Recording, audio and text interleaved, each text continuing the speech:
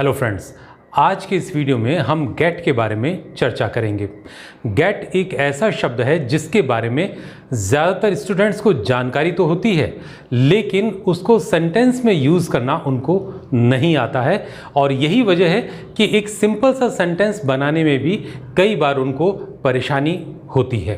तो गेट का प्रयोग जो है उसकी जब हम बात करते हैं तो पहले हम ये सीख लेते हैं कि गेट का किस किस तरह से अंग्रेजी सेंटेंसेस में प्रयोग किया जाता है।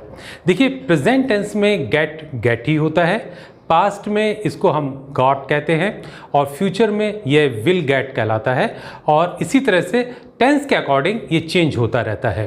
अब सबसे पहले हम बात करते हैं कि जो गेट है उसका प्रयोग कहाँ होता है।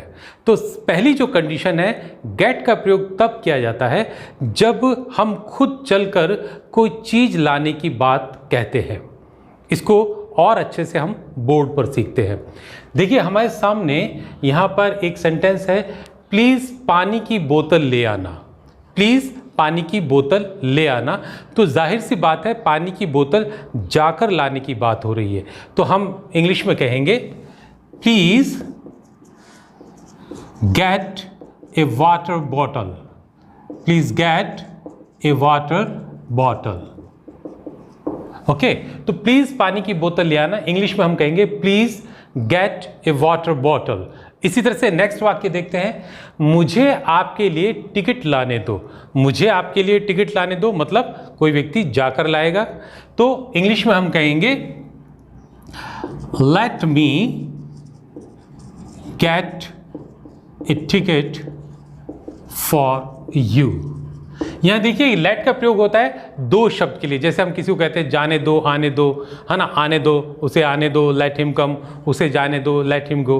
तो इस लेट को इंग्लिश में हम दो कहते हैं। तो मुझे आपके लिए टिकट लाने दो, तो इंग्लिश में हम कहेंगे let me gate A ticket for you. अब यहाँ कुछ सेंटेंसेस, कुछ स्टूडेंट्स के दिमाग में ये बात आ सकती है कि सर, हमने तो ब्रिंग का प्रयोग भी सीखा है, तो क्या ब्रिंग का प्रयोग हम यहाँ कर लें? देखिए, ब्रिंग और गेट में एक बहुत ही बेसिक सा फर्क है। गेट जहाँ हमें ये बताता है कि हम कोई चीज़ खुद जाकर लेके आएंगे, वहीं ब्रिंग का जब हम प्रयोग करते हैं तो हमें ये पता नहीं चलता कि जो भी चीज़ लाने की बात कही जा रही है वो जाकर लानी है या वो पहले से हमारे पास है और हम उसको ले जाएंगे।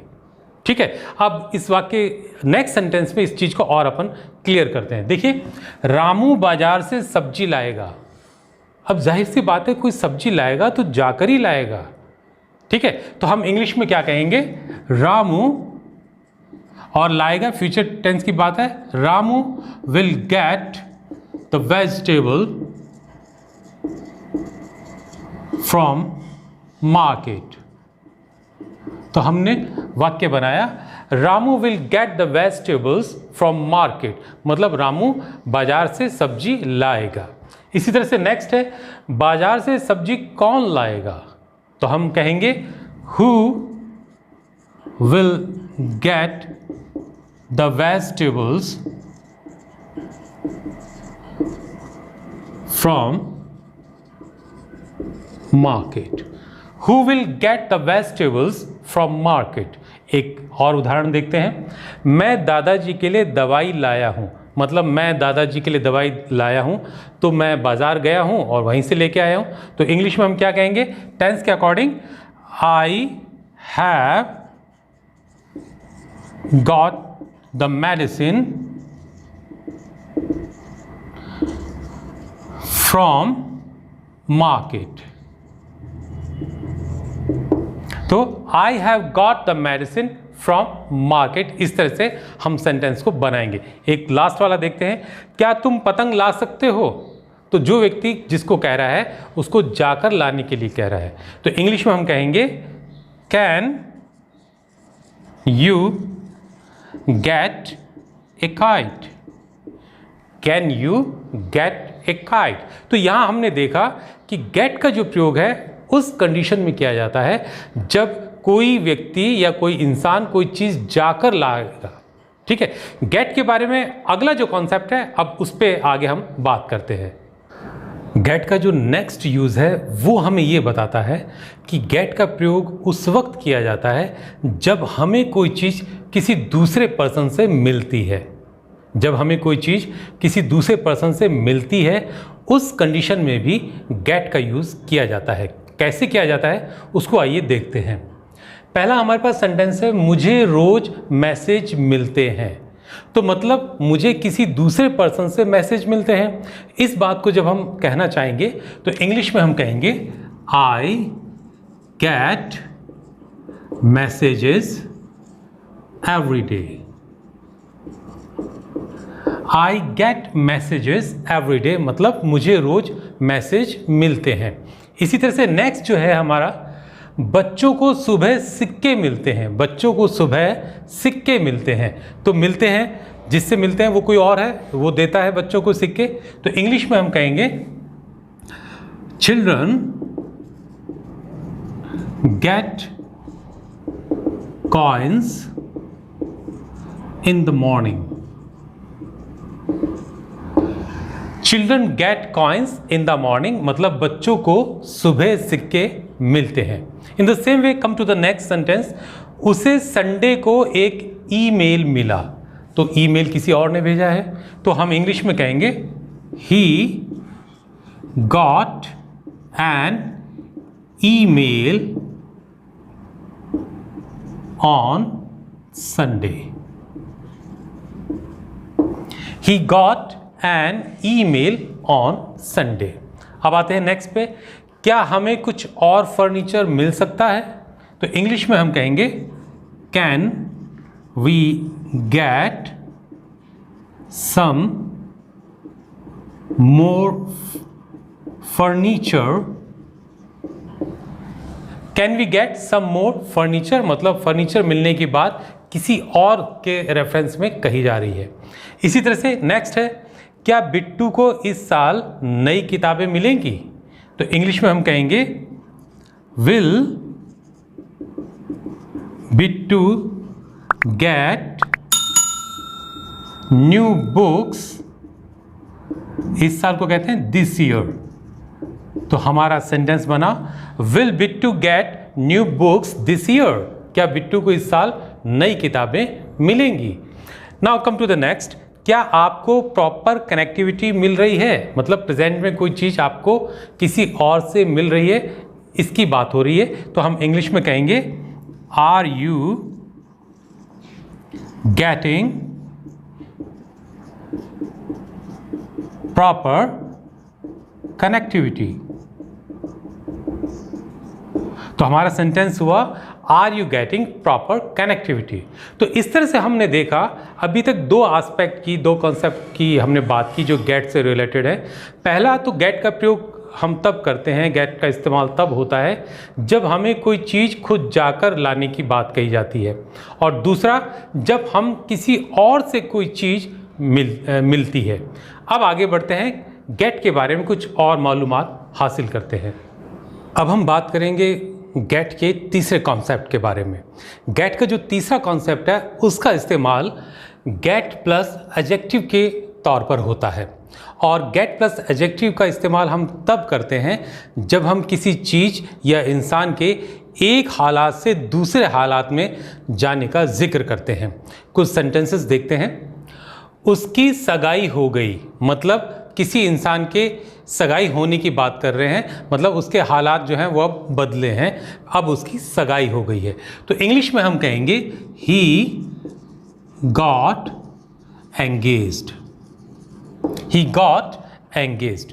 इसी तरह से नेक्स्ट सेंटेंस देखते हैं, मेरी गाय दिनों दिन कमज़ोर हो रही है। तो मतलब गाय जो है वो आज कमज़ोर है, कल और ज़्यादा कमज़ोर हो रही है, इस तरह से कमज़ोर हो रही है। तो इंग्लिश में हम कहेंगे my cow is getting weak day by day. My cow is getting weak day by day. तो हम इस तरह से गेट का प्रयोग करते हैं जब हम किसी हालात के बदलने का जिक्र करना चाहते हैं। नेक्स्ट देखते हैं, तुम्हारे अंकल मोटे हो रहे हैं। तो अंग्रेजी में हम कहेंगे your uncle is getting fat, मतलब उन पर मोटापा बढ़ता जा रहा है, उनके हालत जो है वो मोटी होती जा रही है। तो इस तरह से हम सेंटेंस में इसका इस्तेमाल करेंगे। नेक्स्ट देखते हैं, तुम बूढ़े हो जाओगे। इसमें भी हम किसी इंसान की स्थिति परिवर्तन की बात कह रहे हैं। तो तुम बूढ़े हो जाओगे, you will get old, you will get old. Come to the next, अंधेरा हो गया, मतलब उजाला जो है वो धीरे धीरे कम हो गया, एक हालात से दूसरे हालात में जाने की हमने बात की।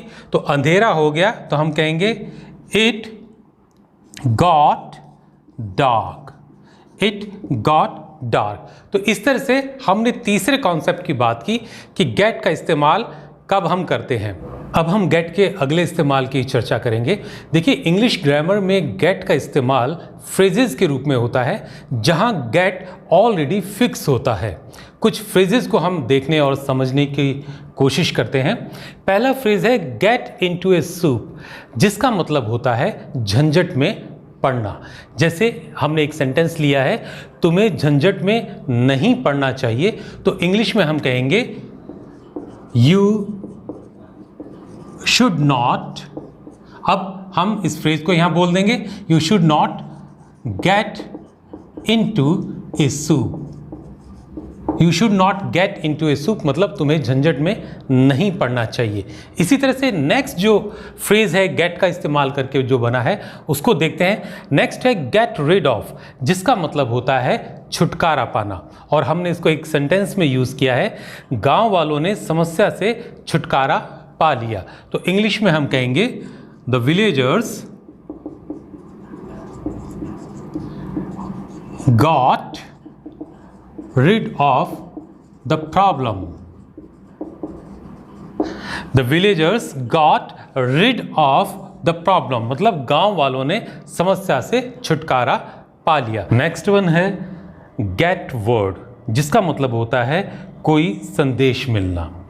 एक सेंटेंस हमने लिया है, हमें हमारे नेता का संदेश मिला, तो इंग्लिश में हम कहेंगे we got word from our leader, we got word from our leader, यानी हमें हमारे नेता का संदेश मिला।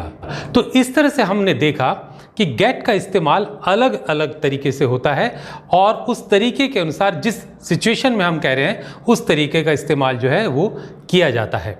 मुझे उम्मीद है कि आज का वीडियो आपको अच्छा लगा होगा। अगर आपको अच्छा लगा है तो इसको लाइक कीजिए और सब्सक्राइब कीजिए, और अगर आपने कुछ सीखा भी है तो इसको अपने फ्रेंड्स के साथ शेयर कीजिए।